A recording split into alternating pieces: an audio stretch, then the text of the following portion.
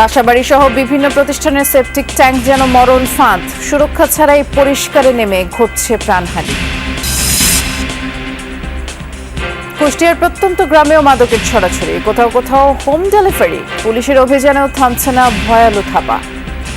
তাদের বয়স 15 বছর, সেই সব সালপাল ট্যাপেন দেখায় নষ্ট হয়ে যাচ্ছে। আসামি নিয়ে যাওয়ার পরে এই ঘন্টাখানিক পরে দেখি তারা আবার চলে আসে। গরিব গরিব বিক্রি করে যদি বলা যায়, আবার আমার স্বামীদের মারতে আসে, ছেলেদের মারতে আসে।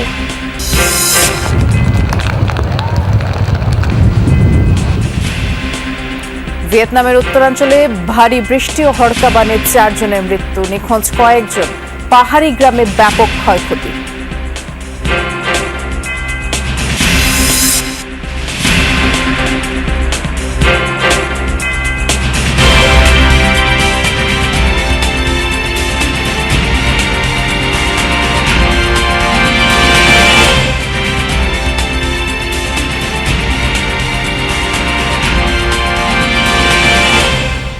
শুভেচ্ছা, আমন্ত্রণ যমুনা নিউজে। নুসরাত বৃষ্টির সাথে আছি। শিরোনামগুলো শুনছিলেন। শেষ ধাপে ফুটবল বিশ্বকাপ উন্মাদনা, মুখোমুখি হতে চলছে আর্জেন্টিনা ও স্পেন। পছন্দের দল ব্রাজিল আগেই বাদ পড়ায় ভিন্ন কোনো দলকেই বেছে নিতে হচ্ছে সমর্থকদের। একদিকে চিরপ্রতিদ্বন্দ্বী আর্জেন্টিনা, আরেকদিকে বার্সেলোনার খেলোয়াড়ে ঠাসা স্পেন। ফাইনালে কাকে বেছে নেবে ব্রাজিল সমর্থকরা, সেই উত্তরের খোঁজ নিয়েছেন সহকর্মী তানভীর সিদ্দিক টিপু। বিশ্বকাপ ফুটবল ঘিরে বাংলাদেশিদের উন্মাদনার কথা এখন সারা বিশ্ব জানে। বিশ্বকাপ এলেই আর্জেন্টিনা ব্রাজিল সমর্থকদের মধ্যে দুই দলে ভাগ হয়ে চলে পাল্টাপাল্টি অবস্থান। দুই দলের যে কোনো একটি বাদ পড়লে অনেকটাই ফিকে হয়ে যায় বাংলাদেশিদের বিশ্বকাপ উন্মাদনা। বিশ্বকাপের শিরোপা নির্ধারণী ম্যাচে মুখোমুখি হতে চলেছে আর্জেন্টিনা ও স্পেন।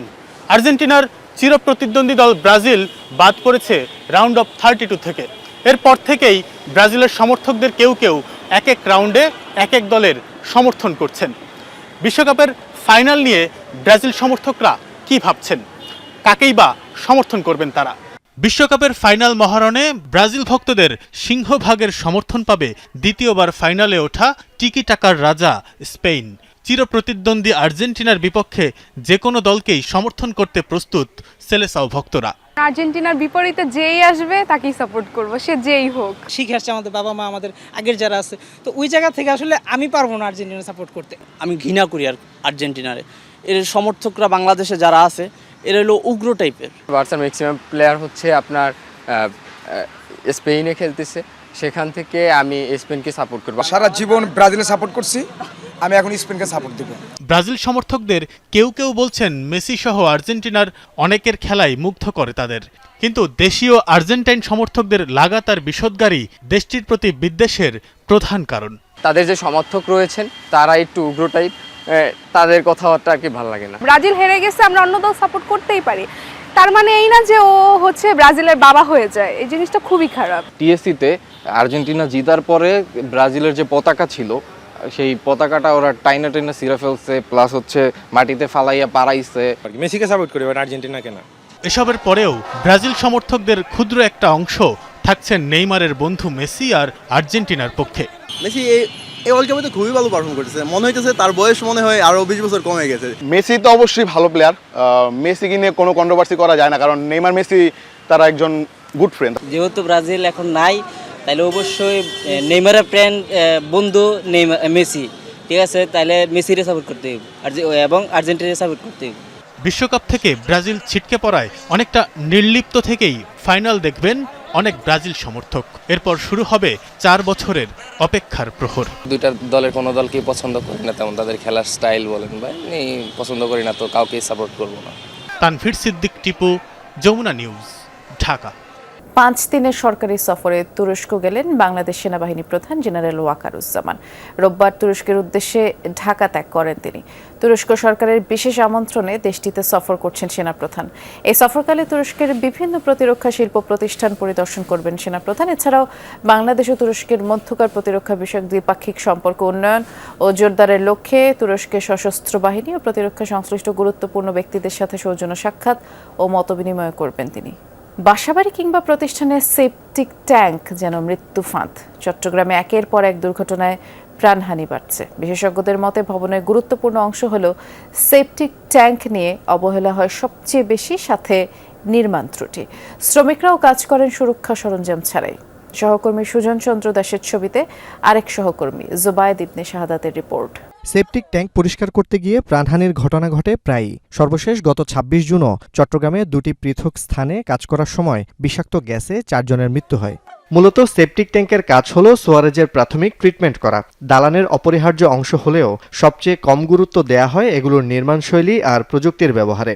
নির্মাণ ত্রুটির পাশাপাশি সেপটিক ট্যাঙ্ক সম্পর্কে যথাযথ ধারণা না থাকা ও নিরাপত্তা সামগ্রী ব্যবহারের ঘাটতিকে দুর্ঘটনার মূল কারণ বলছেন এই পেশায় কর্মরতরা।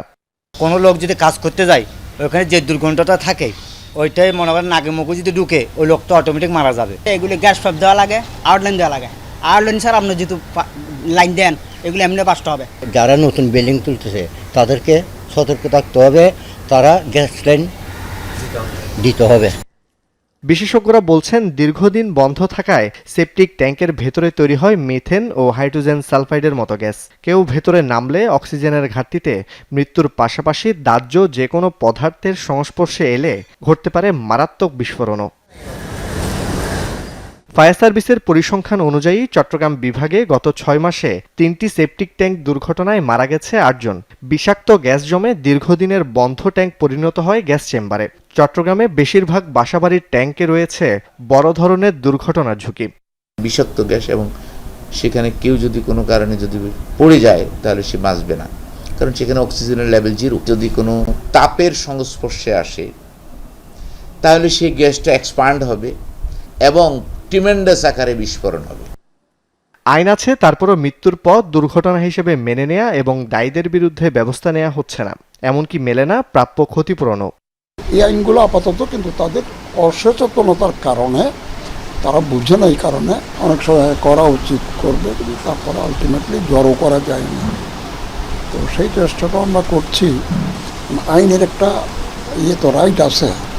জুবায়েদ ইবনে শাহাদাত, যমুনা নিউজ, চট্টগ্রাম। নড়াইলের লোহাগড়ায় পাওনা টাকা চাওয়াকে কেন্দ্র করে এক যুবককে কুপিয়ে হত্যার অভিযোগ উঠেছে।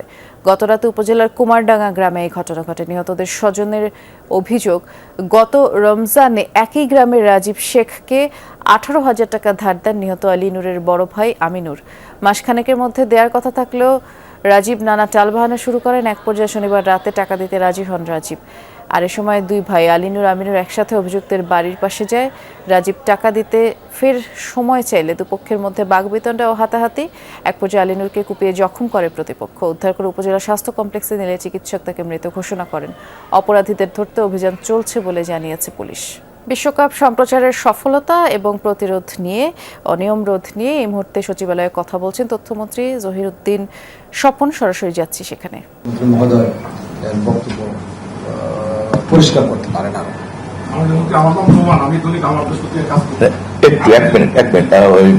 আমাদের ভারপ্রাপ্ত সচিবের দায়িত্বে আছেন শাহ আলম সাহেব, কোন পয়েন্ট কি যুক্ত করতে চান আপনি? একটা দুটো পয়েন্ট আছে। আজকের অনুষ্ঠানের মধ্যে মাননীয় মন্ত্রী মহোদয়, অব্যাহত সাংবাদিক ভাইয়েরা, আমি শুধু একটা বিষয় আপনাদের নজরে আনতে চাই যে এই প্রক্রিয়ায় অনেক হ্যাকার কিন্তু যুক্ত হয়েছিল আমাদের এই খেলার সম্প্রচারের ক্ষেত্রে।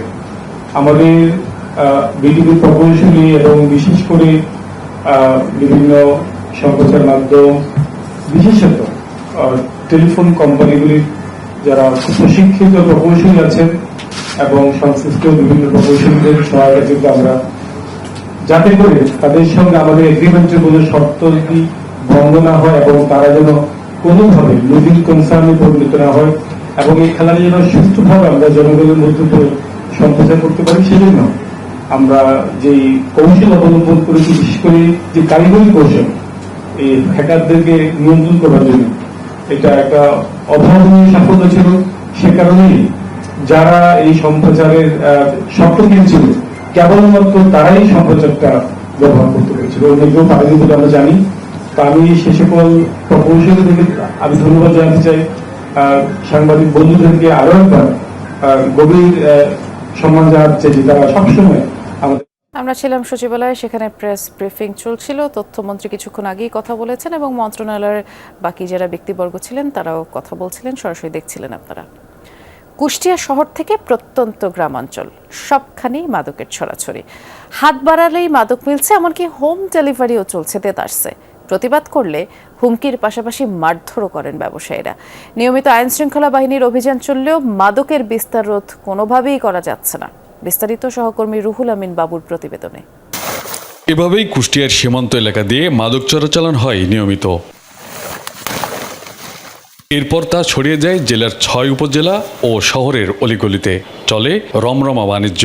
তাদের বয়স 15 বছর, সেই সব সালপাল ট্যাপেন্ডা খায়, নষ্ট হয়ে যাচ্ছে।